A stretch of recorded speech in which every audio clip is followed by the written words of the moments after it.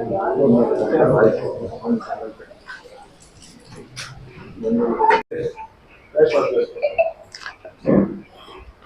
General తీసుకో కానీ ఒక ఇష్యూ అంతా జనరల్గా తీసుకొని చెప్తాం. పాత్రికేయులకు నమస్కారాలు.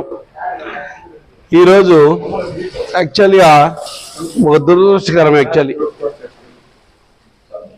ఈరోజు కాంగ్రెస్ పార్టీ తరఫున ఒక ఎంపీగా రిజర్వేషన్లో, అంబేద్కర్ రిజర్వేషన్లో ఒక ఎంపీగా నన్ను సెలెక్ట్ చేసి ఎంపీగా ఈ పోటీ చేసే సందర్భంలో ఒక దళితుల స్టేట్మెంట్ అనేది ఒక దురదృష్టకరం యాక్చువల్లీ. కానీ దీని వెనకాల ఉండే కథలో 2-3 విషయాలు మనం క్షుణ్ణంగా పరిశీలించాలి. నిన్న మా 7 సెగ్మెంట్లో చిత్తూరు జిల్లా పార్లమెంట్ కింద పూతలపట్టు నియోజకవర్గం ఎమ్మెల్యే అభ్యర్థి అయిన, మా కాంగ్రెస్ పార్టీ ఎమ్మెల్యే అభ్యర్థి అయిన ఎంఎస్ బాబు గారి మీద ప్రస్తుత అసంబద్ధ అధికార పార్టీ ఎమ్మెల్యే అభ్యర్థి గారు అనేక రకమైన అవాస్తవాలు ఆయనకి తెలిసిన నాలెడ్జ్లో ఆయన అన్నీ చెప్పారు. ప్రతి దానికి మేము ఈరోజు అడుగుతున్నాము, దానికి మీరు సమాధానం తప్పకుండా చెప్పాలి. మొదటిగా మీరు ఏమంటున్నారు? ఎంఎస్ బాబు గారు చదవడం రాదు, 5వ తరగతి 7వ తరగతి డాక్టరేట్ ఎట్లా ఇస్తా అన్నారు. అన్నా సునీల్ అన్న గారు, మీరు ఎంబీబీఎస్ చదివారు, పీజీ చదివారు, చిల్డ్రన్ స్పెషలిస్ట్, ఈఎన్టీ స్పెషలిస్ట్. మీరు we're appreciating to your education. But అదే సమయంలో డాక్టరేట్ ఎందుకు ఇస్తారో కూడా మీకు తెలియదంటే థ్యాంక్ యూ గాడ్. డాక్టరేట్ ఎందుకు ఇస్తారు? నీ సర్వీస్ని బట్టి. నువ్వు సోషల్ యాక్టివిటీసా, నువ్వు చెప్పిన ఏదో ఒక ఆస్పెక్ట్లో నువ్వు టాపర్గా ఉంటే డాక్టరేట్ ఇస్తారు. ఎంబీబీఎస్ నువ్వు మెడికల్ చదివితే ఎంబీబీఎస్ ఇస్తారు, డాక్టర్ ఇస్తారు. ఈ చిన్న లాజిక్ కూడా మర్చిపోయి బాబు గారికి చదివి రాదు, ఆయన డాక్టరేట్ ఇచ్చాడు, డాక్టర్ బాబు ఎట్లా అయినాడంటే దీనికి మేము మీ విజ్ఞప్తి వదులుతున్నాం. మీకు స్క్రిప్ట్ రాయించిన డైరెక్టర్ వెనక ఉన్నారు కదా, డైరెక్టర్లో వాళ్ళకు వదులుతున్నాం. మీకు కానీ తెలుసుకుంటే పేపర్లో చదువుకోండి. 2, లేదు బాబు గారు వచ్చి దళితుల మధ్య శిక్షలు పెట్టేస్తున్నాడు, అది పెట్టేస్తున్నాడు, ఇది చేస్తున్నాడు మీరు చెప్తున్నారు మా కాంగ్రెస్ అభ్యర్థిని. సార్ మేము మిమ్మల్ని అడుగుతున్నాం, మీరు జగన్మోహన్ రెడ్డి గారిని డైరెక్ట్గా అడుగుతున్నాం, మీకు మాట్లాడిన క్యాటర్ని అడుగుతున్నాం. మీరు ఈ 5 ఏళ్ళలో దళితులు చేసిన అభివృద్ధి ఏమి? మీరు పర్టికులర్ పూతలపట్టు నియోజకవర్గంలో మీరు మీ వైఎస్ఆర్సీపీ పార్టీ అభ్యర్థి అందరూ దళితులు చేసిన సహాయాలు ఏమి మీరు చెప్పండి. ఈరోజు ఎంఎస్ బాబు గారు వైసీపీలో ఉండి కాంగ్రెస్కి వచ్చారు. ఎందుకు వచ్చారంటే నచ్చలా వచ్చినాడు. దీని బూత్ ఏముంది? నచ్చలే వచ్చినారు. దీన్ని మీరు క్వశ్చన్ చేస్తూ మీరు జెడ్పీటీసీ గెలవలేదు అని మీరు అంటున్నారు. వెరీ గుడ్, నేను కూడా అప్రిషియేట్ చేస్తాడా, వెల్కమ్ చేస్తాడా. ఆయన కష్టపడి చదువుకొని డబ్బుల్ని ఆర్థిక స్థితిలో బాగలేనప్పుడు కూడా ఏదో ఉన్నంత చదువుకొని ఏదో రూపాయి సంపాదించి దళిత జాతికి ఏదో చేయాలనే ఉద్దేశంతో ఆ రోజు జనరల్లో మీరు చెప్పిన ఈరోజు చంద్రప్రకాష్ గారి మీద పోటీ చేసి 600 ఓట్లతో ఓడిపోయినారు. సార్ సునీల్ అన్న, మీ రాజకీయ భవిష్యత్తు స్థానం మీద మీరు చెప్పండి. మీరు ఎక్కడ వార్డు మెంబర్కి గెలిచినారు, ఎక్కడ సర్పంచ్కి గెలిచినారు, ఎక్కడ ఎమ్మెల్యేకి గెలిచినారు? మీకు జగన్మోహన్ రెడ్డి దయాదశాలతో మీరు 2014లో ఎమ్మెల్యే అయ్యుండొచ్చు. నాకు తెలిసి ఎంఎస్ బాబు గారు ఎవరి దయాదశాలతో ఎమ్మెల్యే అవ్వలేదు. ఎందుకంటే ఆయన అప్పుడే ఆర్థికంగా సంతృష్టిగా ఉన్నాడు 2019కి. మీరు కావాలని ఈ నియోజకవర్గంలో ఎవరు మీకు దొరకలేదని మీకు కూడా సీట్ ఇవ్వకుండా ఆయన్ని మీరు వెతుక్కొని పెట్టుకున్నారు. ఆయన వచ్చి మీ కాళ్ళ దగ్గర రాలేదు. ఈ జనంకంతా తెలుసుకోవాలా, వాళ్ళు అర్థం చేసుకోవాలా. మరి 3 ఏమంటున్నారు మీరు?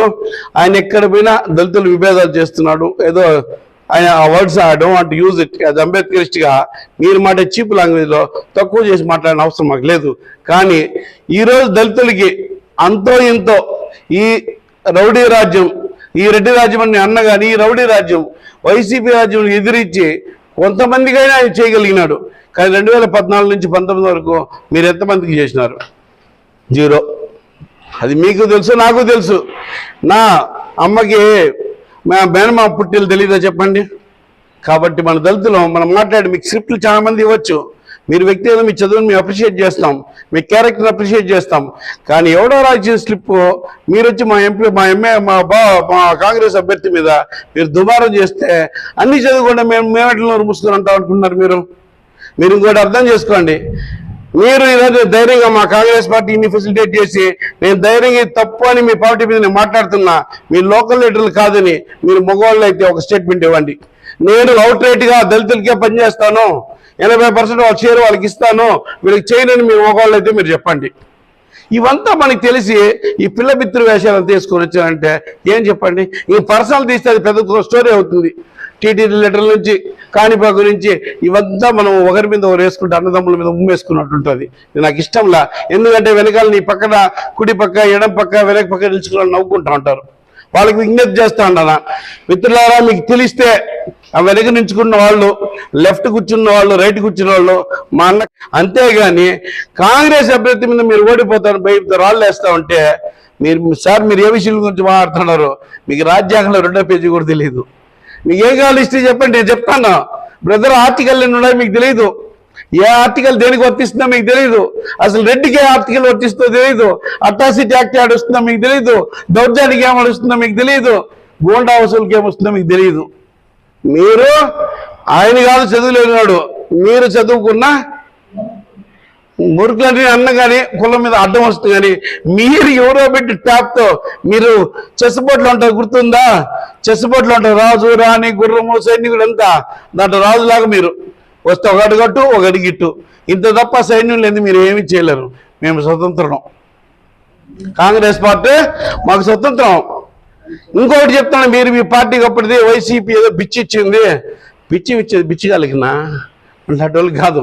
అంబేద్కర్ రిజర్వేషన్ లేకపోతే మీకు వార్డు మెంబర్ కూడా ఇరనా వైసీపీలో? నేను సవాల్ చేస్తాడు, ఛాలెంజ్. మీ ఎంటైర్ మీరు జగన్మోహన్ రెడ్డి గారి నుంచి, మీ పార్టీ ప్రెసిడెంట్ గారి నుంచి, మీ మండల ప్రెసిడెంట్ వరకు ఎవరికైనా ఈరోజు మీరు పూతలపట్టు గురించి మాట్లాడితే మీ అన్ని మండల ప్రెసిడెంట్లు ఎక్కువ వల్ల మీరు చెప్పండి. మేము సవాల్ చేస్తున్నా. కాంగ్రెస్ కి చిత్తూరు జిల్లా ప్రెసిడెంట్ ఒక బీసీ క్యాండిడేట్, ఎంతో మంది బీసీ లేదా మండల ప్రెసిడెంట్ ఉన్నారు. మీరు ఇవంతా వదిలేసి చిల్లరగా వాళ్ళు ఏదో ఈరోజు ఆయనకు వచ్చే జనము లేదా అభిమానమా లేదా వాళ్ళకుండే రిలేషన్సా లేదా మాకుండే అనుబంధాలా లేదా వీళ్ళు పార్టీ మీద నమ్మకమా వీళ్ళు వచ్చేస్తా ఉంటే దీనికి భయపడిపోయి ఏదో బురజల్లేద్దాం, నోట్లో మాట్లాడండి, చెల్లేస్తే వాళ్ళు తుడుచుకుంటా ఉంటారు అనుకుంటా ఉంటారు. సార్, మీరు ఒక బకెట్ బురద చేస్తే నేను ట్రాక్టర్తో ట్రిప్లింగ్ లేపుతా. మేమంతా ఒక గౌరవం ఉంది. కానీ రాసిచ్చే వాళ్ళని జాతీయ రాసిమ్మన్నా నెక్స్ట్ స్క్రిప్ట్ ప్లీజ్. ఏది ఏం మాట్లాడు రాసిమ్మని చెప్పండి. అనవసరంగా ఏది పడితే అది డాక్టరేట్కి డాక్టర్ తెలియదు. ఏమిరా ఏం మాట్లాడలేదు, తెలుగు తమిళ అంటే తెలుగు ఏం మలయాళం తమిళేమో అడక్టెడ్ లైన్లో పెట్టుకోండి. మనందరూ మీ పార్టీకి సిగ్గుంటే ఈ జిల్లా ప్రెసిడెంట్ని ఎస్ఎన్ చేయమను, లేకపోతే పూతలపట్టు నియోజకవర్గానికి మీకు సిగ్గుంటే స్టేట్ చెప్తే ఎస్సీలను మండల ప్రెసిడెంట్ చేయమని మీకు దమ్ముంటే మేము చేసి చూపిస్తాం. ఇప్పుడు ప్రజలు మాకు ఓట్లేయాలా మీకు ఓట్లేయాలా? మీరు ఏం మాట్లాడారు? ఓట్ల గురించి మాట్లాడన్నా, వాళ్ళ పర్సనల్ గురించి మాట్లాడేది మీ స్థాయికి తగింది కాదు. మీరు దిగజారు నాకు చాలా లాంగ్వేజ్లు వస్తాయి, మీకు కూడా తెలుసు నాకు ఎన్ని లాంగ్వేజ్లు వస్తాయి అనేది. కానీ మనం ఒక స్థాయికి వచ్చినాక ఆ స్థాయిని మెచ్చుకొని మనం నడుచుకుంటే మన గౌరవం కూడా ఉందాగా ఉంటుంది. మీ వెనుకుండే వాళ్ళంత మంచి వాళ్ళు కాదన్నా. 2014లో అయిపోతా 19 బ్లేడ్ ఇచ్చారు నీ చేతికి. అర్థం చేసుకోండి. మీరు 2014 ఎమ్మెల్యే, మీరు 2014 బ్లేడ్ ఎత్తుకున్నారు. ఎందుకు తీసుకున్నారు బ్లేడు? వాళ్ళు ట్రీట్ చేసేట మళ్ళీ మీరు వాళ్ళు నమ్ముతా ఉన్నారంటే మిమ్మల్ని డాక్టర్ గారు అన్నాల్లో నాకు బాధ అనిపించిపోతాం. నువ్వేమని అనుకో, వాళ్ళ మనకు కొట్టవాళ్ళు అంటే అన్నా మమ్మల్ని కొట్లాడుకోవచ్చు, కానీ మన కులం వాళ్ళని ఇంత విధంగా ఎర్రలాగా వాడుతూ ఉంటారా? ఏ రోజైనా మీరు మీరు మీరు మీకు సీట్లు 2019లో ఎంఎస్ బాబుకి ఏదో వైసీపీలో సీట్ వచ్చింది. ఏ రోజన్నా దళితుల గురించి కానీ లేదు మీరు ప్రత్యేకంగా మా సునీల్ గారి గురించి ఒక కామెంట్ బాబు గారు చేసింటే మీరు చెప్పండి, అయ్యా వీళ్ళు పనికిరా వాళ్ళు వాడు ఇట్లా అని.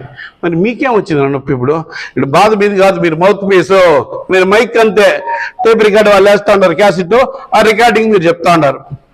కాబట్టి దయచేసి మీరు ఏదో కౌంటర్లు ఇస్తే జడిచిపోయేదానికి ఇది వేరే పార్టీ లాగా టీడీపీనో లేదా ఇంకో పార్టీ కాంగ్రెస్ కాంగ్రెస్ కాంగ్రెస్ కాంగ్రెస్ కి దమ్ములేవన్న సబ్బన్న కులాలు సెక్యులర్ పార్టీ ఈ దేశంలో ఉన్నది ఒక్కటే కాంగ్రెస్.